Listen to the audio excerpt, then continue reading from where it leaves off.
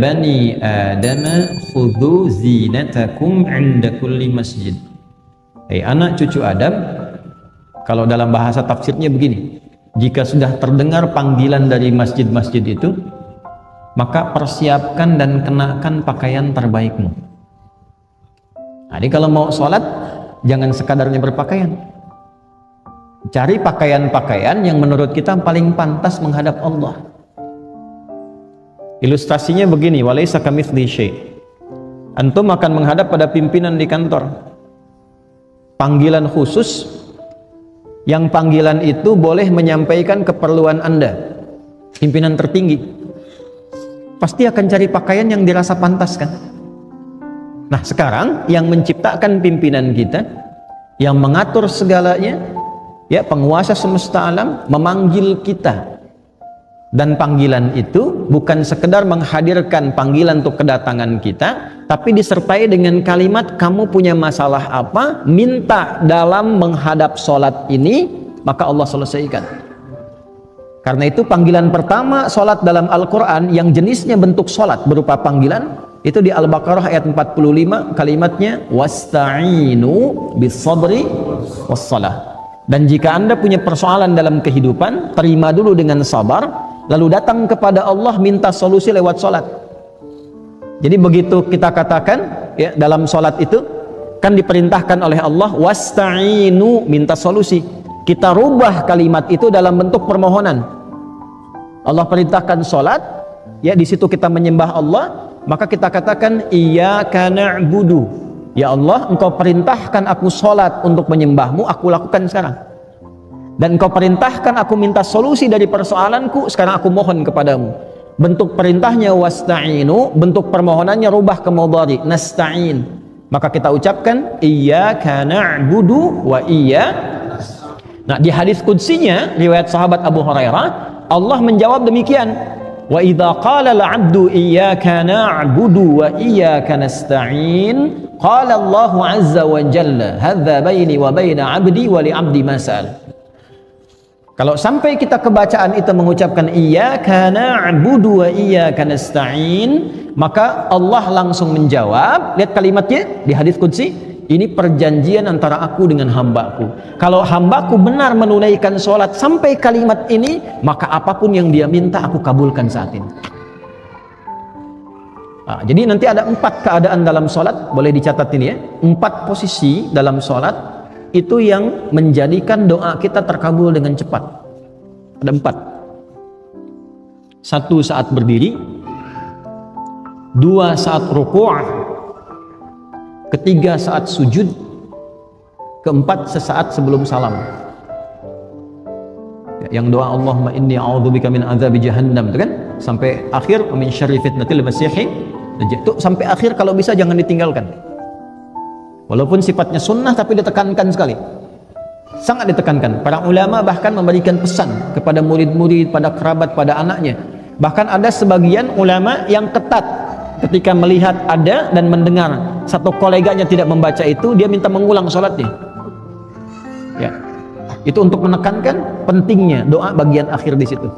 Ya, riwayatnya apakah sunnah atau fardu, nah itu tidak sampai informasinya, tapi dia minta mengulang. Untuk menekankan saking pentingnya doa di akhir itu. Nah dari 4 ini, yang pertama itu kalau benar kita menunaikan adabnya dari mulai akan sholat, kita siapkan lillah, cari pakaian yang bagus, yang paling layak ya, bukan mewah, yang paling pantas untuk kita bisa gunakan dengan niat menghadap Allah dengan benar. Berwudu yang benar, Quran surah ke-5 ayat yang ke-6. Ya ayyuhalladzina amanu idza kuntum ila shalah faghsilu wujuhakum wa aydiyakum ilal marafiq wamsahu ya biru'usikum wa arjulakum ilal ka'bain. Yang pokok ada 4. Beda antara tayammum dengan wudu.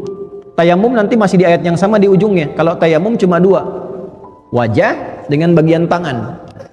Ya. Tapi kalau wudu pokoknya 4, rukunnya 6. Niat 4 yang pokok ini tertib. Yang ke-6, 1 niat, 4 yang pokok wajah, tangan sampai siku, kepala, kemudian kedua kaki, 4 bagian. 1 tambah 4 5 tambah tertib 6. Jelas? Jadi nggak sama dengan tayamum. Tayamum cuma 2. Kalau airnya sedikit, usahakan yang pokok dulu yang 4. Kalau tidak mampu atau digunakan pada hajat yang lebih besar, baru tayamum. Jelas? Kita wudhu dengan baik, kenakan pakaian yang baik, lalu memulai sholat untuk menghadap Allah dan merasakan kita dipanggil, mungkin panggilan ini panggilan terakhir. Wa annahum ilaihi raji'un. Quran surah 2 ayat 46. Kalau sholatnya seperti itu, mengharap ridha Allah dan punya sifat merasa diawasi Allah, ihsan. An ta'budallaha ka'annaka tarahu fa illam takun tarahu fa innahu yarak. Kalau dia punya adab sholatnya ingin dilihat Allah, bukan ingin dilihat makhluk. Awas. Ingin dilihat makhluk, riya, disebut celaka. Fawailul lil musallin alladzina hum an salatihim sahun alladzina hum yuraun. Ada orang salat ingin dilihat makhluk. Kalau Allah sampaikan itu pasti terjadi. Ya.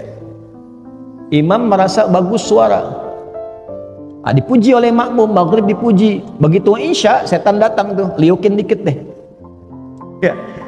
Itu awas, jangan dikira jadi imam mudah. Ya, antum sholat Jumat nunggu khatib naik misalnya kan. Nah, kalau saat masih belum banyak orang biasa, ketika banyak orang lihat tuh, berubah nggak cara takbirnya? Loh. Hah? Nah, kalau kita bisa jaga adabnya, saya mau ada orang nggak ada orang, yang penting Allah ridha, sifat ihsannya masuk, pakaiannya bagus, adab fisik, taharahnya bagus, menghadapnya bagus, mengharap ridha Allah, itu jaminan pertamanya. Dalam keadaan berdiri dia minta apa, Allah mengabulkan, sepanjang itu kebutuhan hidupnya. Nah, nanti sanad ilmu untuk jawaban berdiri ini ada di Ali Imran, kalau di Quran ayat 38 sampai 39. Ya, Nabi Zakaria itu minta keturunan, padahal istrinya divonis tidak mungkin punya keturunan secara medis karena maaf monofos dan mandul. Itu mintanya saat berdiri dalam sholat. Nah, ayat 39-nya ketika turun jawaban, fanadathul malaikatu wa huwa qaimun yusalli fil mihrab. Qaimun yusalli, beliau masih berdiri dalam sholatnya yang ditunaikan di mihrabnya, masih berdiri. Jadi antara doa dengan jawaban itu tidak ada jeda, pakai fa, harfu atfin rabitin baina syai'aini bila hudud. Huruf yang merangkai dua peristiwa tanpa jeda. Peristiwa pertama berdoa, hunalika da'a Zakaria rabbah qala rabbi habli min ladunka dzurriyyatan thayyibah innaka sami'ud du'a. Itu ijazah doa bagi yang ingin diberi keturunan. Bisa dibacakan rakaat pertamanya ayat 38 Ali Imran, rakaat keduanya ayat 39-nya. Bangun malam salat 2 rakaat. Ya, nanti doanya kalau selesai doa bacakan Quran surah 19 Maryam ayat 1 sampai 15. Kalau belum hafal, buka mushaf. Amalan hartanya Quran surah 21 ayat 89 sampai 90, rajin sedekah. 3 amalan. Ya, ini dari Quran langsung petunjuknya untuk bisa diizinkan oleh Allah ya, dan diberikan kelapangan mendapatkan keturunan.